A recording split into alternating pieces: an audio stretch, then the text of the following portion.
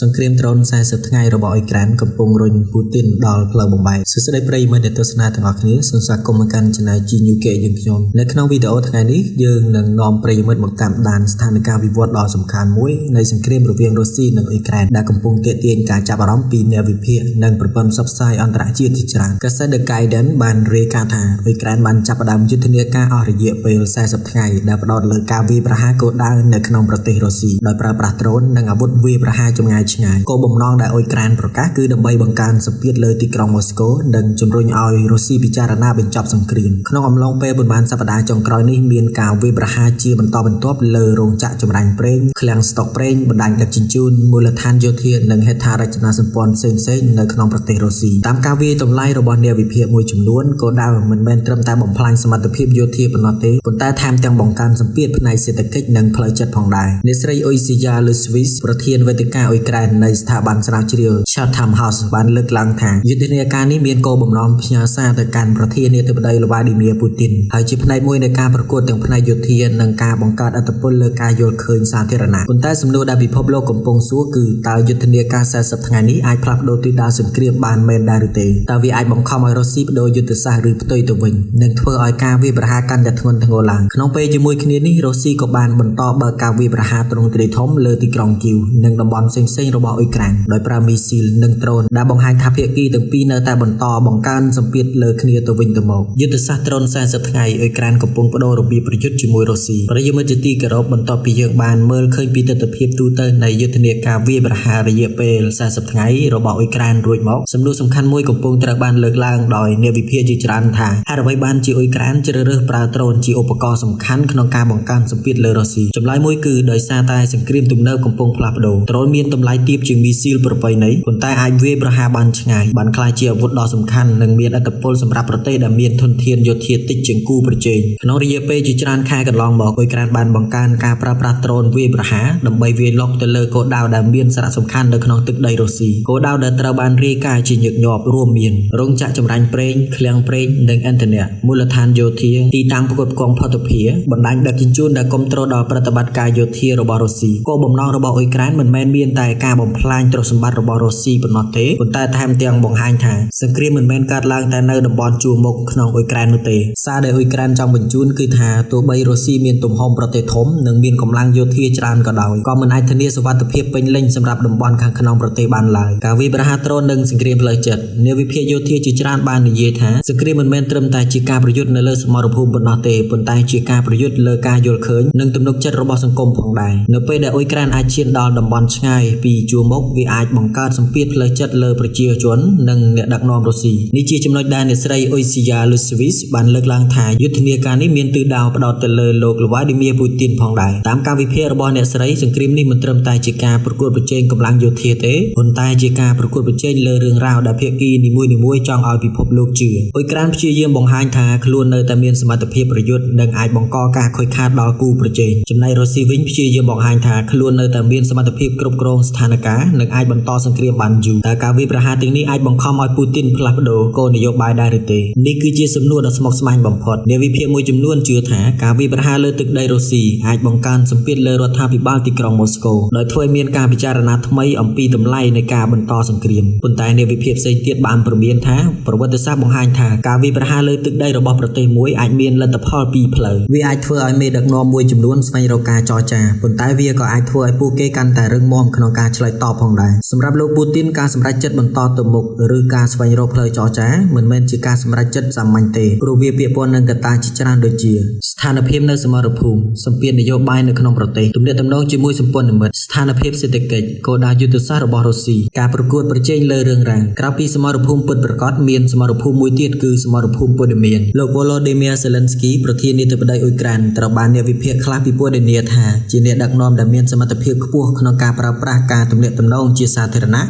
ដើម្បីរក្សាគាំទ្រពីសម្ព័ន្ធមិត្តអន្តរជាតិតាមការវិភាគរបស់អ្នកស្រី Luswis លោក Zelensky យល់ពីសារៈសំខាន់នៃការបង្កើតរឿងរ៉ាវដែលអាចបង្ហាញពីភាពតស៊ូរបស់អ៊ុយក្រែននិងរក្សាការយកចិត្តទុកដាក់របស់ពិភពលោកប៉ុន្តែទោះជាយ៉ាងណាសង្គ្រាមមិនអាចសម្រេចដោយព័ត៌មានតែមួយមុខបានទេលទ្ធផលចុងក្រោយនៅតែអាស្រ័យលើសមត្ថភាពយោធាសេដ្ឋកិច្ចការគាំទ្រពីអន្តរជាតិនិងការសម្រេចចិត្តរបស់មេដឹកនាំទាំងភាគីទាំងពីរតើរុស្ស៊ីអាចឆ្លើយតបយ៉ាងដូចម្តេចចំពោះយុទ្ធនាការដ្រូន40ថ្ងៃនេះហើយតើវា អាចផ្លាស់ប្ដូរទិសដៅសង្គ្រាមរុស្ស៊ីអ៊ុយក្រែននៅពេលអនាគតដែរឬទេប្រយុទ្ធជាទីគោរពបន្ទាប់ពីអ៊ុយក្រែនបានបង្កើនយុទ្ធនាការវាយប្រហារដោយដ្រូនរយៈ40ថ្ងៃទៅលើគោលដៅនៅក្នុងទឹកដីរុស្ស៊ីសំណួរដ៏ធំមួយដែលពិភពលោកកំពុងតាមដានគឺតើទីក្រុងម៉ូស្កូនឹងឆ្លើយតបយ៉ាងដូចម្តេចសម្រាប់រុស្ស៊ីការវាយប្រហារដោយដ្រូនរបស់អ៊ុយក្រែនមិនត្រឹមតែជាបញ្ហាយោធាប៉ុណ្ណោះទេប៉ុន្តែថែមទាំងជាបញ្ហានយោបាយនិងសន្តិសុខផ្ទៃក្នុងផងដែររដ្ឋាភិបាលរុស្ស៊ីតែងតែបង្ហាញថាខ្លួនមានប្រព័ន្ធការពារដែនអាកាសនិងសមត្ថភាពការពារប្រទេសបានប៉ុន្តែការដែលដ្រូនអាចហោះចូលដល់តំបន់ឆ្ងាយពីជួរមុខបានបង្កឲ្យមានសំណួរអំពីប្រសិទ្ធភាពនៃការការពារទឹកដីអ្នកវិភាគយោធាមើលឃើញថារុស្ស៊ីមានជម្រើសជាច្រើនក្នុងការឆ្លើយតបជម្រើសទី1គឺបង្កើនការវាយប្រហារតបតលើអ៊ុយក្រែនក្នុងស្ថានភាពបែបនេះរុស្ស៊ីអាចបន្តប្រើប្រាស់មីស៊ីលនិងដ្រូនវាយប្រហារទៅលើទីក្រុងធំៗនិងហេដ្ឋារចនាសម្ព័ន្ធសំខាន់ៗរបស់អ៊ុយក្រែនដើម្បីបង្ហាញថាការវាយប្រហារលើរុស្ស៊ីនឹងមានតម្លៃតបស្នងរយៈពេលកន្លងមករុស្ស៊ីបានប្រើយុទ្ធសាស្ត្រវាយប្រហារលើបណ្ដាញថាមពលកន្លែងផលិតអាវុធនិងទីតាំងដែលខ្លួនចាត់ទុកថាជាគោលដៅយោធាប៉ុន្តែការបង្កើនការវាយប្រហារក៏មានហានិភ័យផងដែរប្រសិនបើការវាយប្រហារកាន់តែធ្ងន់ធ្ងរវាអាចធ្វើឲ្យសង្គ្រាមកាន់តែអូសបន្លាយនិងបង្កើនការរិះគន់ពីសហគមន៍អន្តរជាតិជំរើសទី2ពង្រឹងការការពារផ្ទៃក្នុងបន្ទាប់ពីការវាយប្រហារដោយដ្រូនកាន់តែញឹកញាប់រុស្ស៊ីត្រូវប្រឈមនឹងបញ្ហាថ្មីមួយគឺការពារតំបន់ធំទូលាយរបស់ខ្លួនប្រទេសរុស្ស៊ីមានផ្ទៃដីធំបំផុតនៅលើពិភពលោកដូច្នេះការការពារគ្រប់តំបន់ពីការវាយប្រហារតាមអាកាសគឺជាបញ្ហាដ៏លំបាកដ្រូនទំនើបអាចមានតម្លៃថោកជាងប្រព័ន្ធការពារដែលប្រើសម្រាប់បាញ់ទម្លាក់វានេះធ្វើឲ្យសង្គ្រាមដ្រូនក្លាយជាការប្រកួតប្រជែងផ្នែកបច្ចេកវិទ្យានិងធនធានភាគីដែលអាចផលិតដ្រូនបានច្រើនមានតម្លៃទាបនិងអាចកែប្រែបច្ចេកវិទ្យាបានលឿនអាចទទួលបានអត្ថប្រយោជន៍សំខាន់មួយនៅក្នុងសង្គ្រាមទំនើបជំរើសទី3បង្កើនសម្ពាធផ្នែកការទូតក្រៅពីសមរភូមិរុស្ស៊ីក៏អាចប្រើប្រាស់វិធីការទូតដើម្បីព្យាយាមកាត់បន្ថយការគាំទ្រដល់អ៊ុយក្រែនពីប្រទេសលោកខាងលិចទីក្រុងម៉ូស្កូតែងតែរិះគន់ការផ្គត់ផ្គង់អាវុធពីប្រទេសលោកខាងលិចទៅអ៊ុយក្រែនដោយអះអាងថាវាជាកត្តាដែលធ្វើឲ្យសង្គ្រាមបន្តអូសបន្លាយផ្ទុយទៅវិញប្រទេសគាំទ្រអ៊ុយក្រែនមើលឃើញថាជំនួយយោធាគឺជាវិធីមួយដើម្បីឲ្យអ៊ុយក្រែនអាចការពារខ្លួននិងបង្កើនសមត្ថភាពក្នុងការចរចាតើលោកពូទីនកំពុងឈានដល់ផ្លូវបំបែកមែនឬពាក្យថាផ្លូវបំបែកត្រូវអ្នកវិភាគជាច្រើនប្រើប្រាស់ដើម្បីពិពណ៌នាអំពីពេលវេលាដែលមេដឹកនាំត្រូវធ្វើការសម្រេចចិត្តធំៗសម្រាប់លោកឡាឌីមៀពូទីនសំណួរមិនមែនមានតែថាតើអាចបន្តសង្គ្រាមបានយូរប៉ុណ្ណានោះទេប៉ុន្តែថែមទាំងថាតើការបន្តសង្គ្រាមនឹងនាំទៅរកអ្វីនៅពេលអនាគតការបញ្ចប់សង្គ្រាមឬការបន្តសង្គ្រាមគឺជាការសម្រេចចិត្តដែលពាក់ព័ន្ធនឹងកត្តាជាច្រើនអ្នកវិភាគមិនអាចទាយច្បាស់ថាលោកពូទីននឹងជ្រើសរើសផ្លូវណានោះទេប៉ុន្តែពួកគេយល់ថាសម្ពាធលើរដ្ឋាភិបាលរុស្ស៊ីកំពុងកើនឡើងដោយសារសង្គ្រាមបានបន្តអស់រយៈពេលយូរនិងចំណាយធនធានយ៉ាងច្រើនសង្គ្រាមដ្រូនការផ្លាស់ប្ដូរថ្មីនៃសង្គ្រាមទសវត្សរ៍ទី21អ្វីដែលគួរឲ្យចាប់អារម្មណ៍ពីយុទ្ធនាការ40ថ្ងៃនេះគឺវាបង្ហាញពីការផ្លាស់ប្ដូររបៀបធ្វើសង្គ្រាមកាលពីមុនសង្គ្រាមភាគច្រើនអាស្រ័យលើរថក្រោះយន្តហោះចម្បាំងនិងកម្លាំងទាហានជើងគោកប៉ុន្តែសង្គ្រាមរុស្ស៊ីអ៊ុយក្រែនបានបង្ហាញថាបច្ចេកវិទ្យាដ្រូនអាចក្លាយជាឧបករណ៍ដែលអាចផ្លាស់ប្ដូរតុល្យភាពអំណាចបានប្រទេសដែលមានធនធានតិចអាចប្រើប្រាស់បច្ចេកវិទ្យាដែលមានតម្លៃទាបដើម្បីបង្កើតសម្ពាធលើប្រទេសដែលមានកម្លាំងធំជាងនេះអាចជាមេរៀនសម្រាប់យោធានៅទូទាំងពិភពលោកនាពេលអនាគតប្រិយមិត្តជាទីគោរពយើងនឹងបន្តវិភាគថាតើអ្នកជំនាញមើលឃើញអនាគតសង្គ្រាមរុស្ស៊ីអ៊ុយក្រែនយ៉ាងដូចម្តេចតើយុទ្ធនាការដ្រូននេះអាចនាំទៅរកការចរចាសន្តិភាពឬអាចធ្វើឲ្យសង្គ្រាមកាន់តែធ្ងន់ធ្ងរឡើងអនាគតសង្គ្រាមរុស្ស៊ីអ៊ុយក្រែនយុទ្ធនាការដ្រូនអាចនាំទៅរកសន្តិភាពឬសង្គ្រាមកាន់តែខ្លាំងបន្ទាប់ពីការវាយប្រហារដោយដ្រូនអស់រយៈពេល40ថ្ងៃរបស់អ៊ុយក្រែនដែលត្រូវបានពិភាក្សាយ៉ាងទូលំទូលាយដោយប្រព័ន្ធផ្សព្វផ្សាយអន្តរជាតិសំណួរដ៏ធំបំផុតមួយគឺតើសកម្មភាពយោធានេះអាចផ្លាស់ប្ដូរកិត្តិយសរបស់មេដឹកនាំរុស្ស៊ីនិងបើកផ្លូវទៅរកការចរចាបញ្ចប់សង្គ្រាមឬផ្ទុយទៅវិញវានឹងធ្វើឲ្យការប្រឈមកាន់តែធ្ងន់ធ្ងរអ្នកវិភាគយល់ថាចម្លើយមិនអាចមើលតែពីការវាយប្រហារមួយឬយុទ្ធនាការមួយនោះទេសង្គ្រាមរុស្ស៊ីអ៊ុយក្រែនគឺជាការប្រកួតប្រជែងរយៈពេលវែង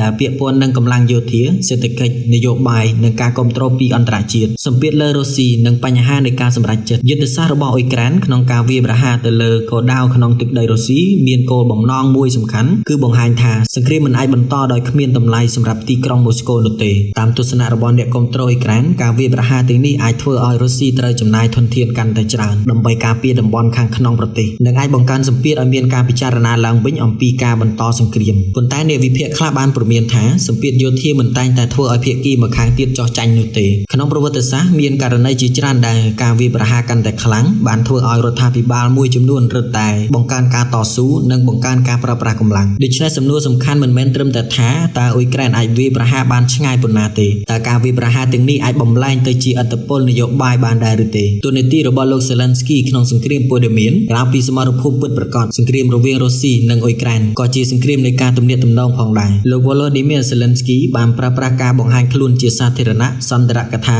និងបណ្ដាញព័ត៌មានដើម្បីរក្សាការយកចិត្តទុកដាក់ពីសហគមន៍អន្តរជាតិអ្នកស្រី Oisia Luswis ពី Chatham House បានវិភាគថាលោក Zelensky មានសមត្ថភាពខ្ពស់ក្នុងការបង្កើតនីតិរឿងនយោបាយឬការបង្ហាញសារដែលមានឥទ្ធិពលដើម្បីជំរុញការគ្រប់គ្រងពីសម្ព័ន្ធមិត្តតាមការវិភាគនេះការវាយប្រហារដោយដ្រូនមិនមែនមានតួនាទីត្រឹមតែបំផ្លាញគោលដៅយោធាទេប៉ុន្តែថែមទាំងជាការផ្ញើសារថាអ៊ុយក្រែននៅតែមានសមត្ថភាពប្រយុទ្ធហើយមិនព្រមទទួលយកស្ថានភាពដែលខ្លួនចាត់ទុកថាមិនយុត្តិធម៌ទោះជាយ៉ាងណាអ្នកវិភាគក៏បញ្ជាក់ថាការប្រយុទ្ធផ្នែកព័ត៌មានតែមួយមុខមិនអាចឈ្នះសង្គ្រាមបានទេលទ្ធផលចុងក្រោយនៅតែពឹងផ្អែកលើស្ថានភាពនៅសមរភូមិនិងការសម្រេចចិត្តរបស់ភាគីពាក់ព័ន្ធ3សេណារីយ៉ូដែលអាចកើតឡើងនៅពេលអនាគតអ្នកវិភាគបានលើកឡើងថាមានសេណារីយ៉ូដែលអាចកើតឡើងសេណារីយ៉ូទី1សង្គ្រាមបន្តអូសបន្លាយក្នុងករណីនេះភាគីទាំងពីរនឹងបន្តប្រើប្រាស់យុទ្ធសាស្ត្ររបស់ខ្លួនអ៊ុយក្រែនអាចបន្តប្រើប្រាស់ដ្រូននិងអាវុធចម្ងាយឆ្ងាយដើម្បីវាយលុកគោលដៅសំខាន់ៗរុស្ស៊ីអាចបន្តប្រើប្រាស់អំណាចយោធាដើម្បីរក្សាសម្ពាធលើសមរភូមិលទ្ធផលអាចនាំឲ្យសង្គ្រាមក្លាយជាការប្រកួតប្រជែងភាពអត់ធ្មត់របស់ភាគីទាំងពីរ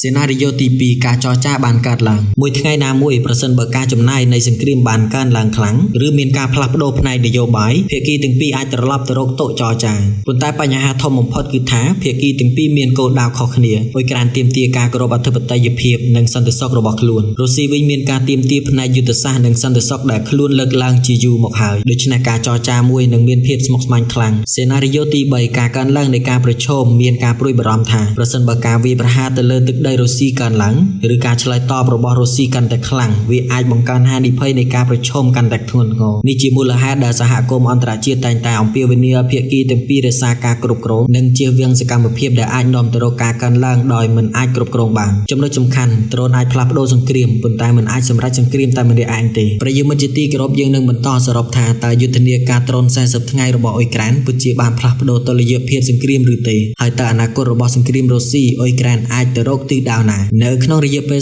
40ថ្ងៃនៃយុទ្ធនាការវាយប្រហារដោយដ្រូនរបស់អ៊ុយក្រែនទៅលើគោលដៅនៅក្នុងទឹកដីរុស្ស៊ីបានបង្កើតការចាប់អារម្មណ៍យ៉ាងខ្លាំងនៅលើឆាកអន្តរជាតិសម្រាប់អ៊ុយក្រែនវាមិនមែនគ្រាន់តែជាការវាយប្រហារលើគោលដៅយោធាប៉ុណ្ណោះទេប៉ុន្តែជាការបង្ហាញសមត្ថភាពថាប្រទេសដែលមានទំហំតូចជាងនិងមានធនធានមានកម្រិតអាចប្រើប្រាស់បច្ចេកវិទ្យាថ្មីដើម្បីបង្កើតសម្ពាធលើកម្លាំងយោធាដ៏ធំមួយដ្រូនបានក្លាយជានិមិត្តសញ្ញានៃការផ្លាស់ប្ដូរសង្គ្រាមសម័យទំនើបតើអ៊ុយក្រែនសម្រេចគោលដៅរបស់ខ្លួនបានកម្រិតណាតាមការវិភាគដែលត្រូវបានលើកឡើងដោយប្រព័ន្ធផ្សព្វផ្សាយមួយចំនួនដូចជា The Guardian យុទ្ធនាការនេះអាចត្រូវបានមើលឃើញថាបានសម្រេចគោលដៅមួយចំនួនដូចខាងក្រោមទី1បង្ហាញថារុស្ស៊ីមិនអាចមើលរំលងការគំរាមកំហែងពីដ្រូនបានទៀតទេការវាយប្រហារនៅតំបន់ខាងក្នុងប្រទេសរុស្ស៊ីបានបង្ខំឲ្យទីក្រុងម៉ូស្កូត្រូវពិនិត្យឡើងវិញអំពីការការពារដែនអាកាសនិងការបែងចែកធនធានសម្រាប់ការពារទឹកដីទី2បង្កើនសម្ពាធផ្នែកនយោបាយនិងផ្លូវចិត្តអ៊ុយក្រែនចង់បង្ហាញថាសង្គ្រាមមិនមែនកំពុងកើតឡើងនៅតែតំបន់ជួរមុខនោះទេការវាយប្រហារបានផ្ញើសារមួយថាការបន្តសង្គ្រាមមានតម្លៃនិងផលប៉ះពាល់សម្រាប់ភាគីរុស្ស៊ីផងដែរទី3រក្សាការយកចិត្តទុកដាក់ពីសម្ព័ន្ធមិត្តអន្តរជាតិក្នុងសង្គ្រាមរយៈពេលវែងការគ្រប់គ្រងផ្នែកនយោបាយសេដ្ឋកិច្ចនិងយោធាពីបណ្ដាប្រទេសជាមិត្តគឺជាកត្តាសំខាន់មួយសម្រាប់អ៊ុយក្រែនប៉ុន្តែតើវាមានន័យថារុស្ស៊ីកំពុងចាញ់សង្គ្រាមឬចម្លើយគឺមិនអាចសន្និដ្ឋានបែបនោះបានទេការវាយប្រហារដោយដ្រូនអាចបង្កការខូចខាតបង្កសម្ពាធនិងបង្ខំឲ្យមានការកែប្រែយុទ្ធសាស្ត្រប៉ុន្តែការឈ្នះឬចាញ់សង្គ្រាមត្រូវការកត្តាជាច្រើនផ្សេងទៀតរុស្ស៊ីនៅតែមានធនធានយោធាសេដ្ឋកិច្ចនិងសមត្ថភាពផលិតអាវុធនៅក្នុងកម្រិតខ្ពស់ដូច្នេះសង្គ្រាមនេះនៅតែជាការប្រកួតប្រជែងរយៈពេលវែង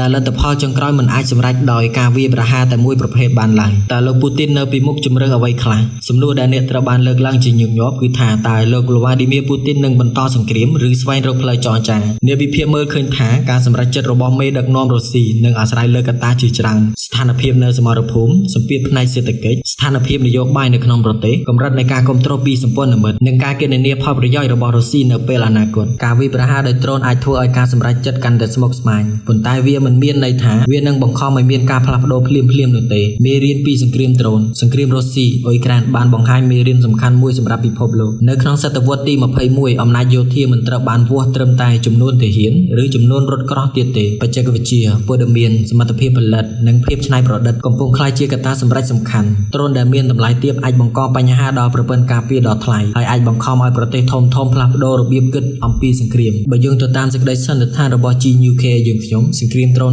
40ថ្ងៃរបស់អ៊ុយក្រែនគឺជាជំពូកថ្មីមួយនៃការប្រឈមរវាងរុស្ស៊ីនិងអ៊ុយក្រែនវាបានបង្ហាញថាអ៊ុយក្រែននៅតែមានសមត្ថភាពបង្កើតសម្ពាធលើរុស្ស៊ីនិងប្រើប្រាស់បច្ចេកវិទ្យាដើម្បីផ្លាស់ប្ដូររបៀបប្រយុទ្ធប៉ុន្តែសំណួរធំបំផុតនៅតែបន្តតើយុទ្ធនាការនេះនឹងក្លាយទៅជាចំណុចបត់ដែលនាំទៅរកការចរចាសន្តិភាពឬជាជំហានមួយដែលធ្វើឲ្យសង្គ្រាមកាន់តែវែងឆ្ងាយចម្លើយនឹងអាស្រ័យលើការសម្រេចចិត្តរបស់មេដឹកនាំភាពរឹងមាំរបស់កងកម្លាំងនិងការផ្លាស់ប្ដូរនយោបាយនៅលើឆាកអន្តរជាតិសង្គ្រាមមិនត្រូវបានឈ្នះដោយអាវុធតែមួយទេប៉ុន្តែដោយសារការរួមបញ្ចូលគ្នារវាងយុទ្ធសាស្ត្រកម្លាំងនិងការសម្រេចចិត្តដ៏សំខាន់នៅពេលវេលាសមស្របសូមអរគុណប្រិយមិត្តដែលបានទស្សនាវីដេអូនេះរហូតដល់ចប់សូមអរគុណនិងជួបគ្នានៅវីដេអូបន្ទាប់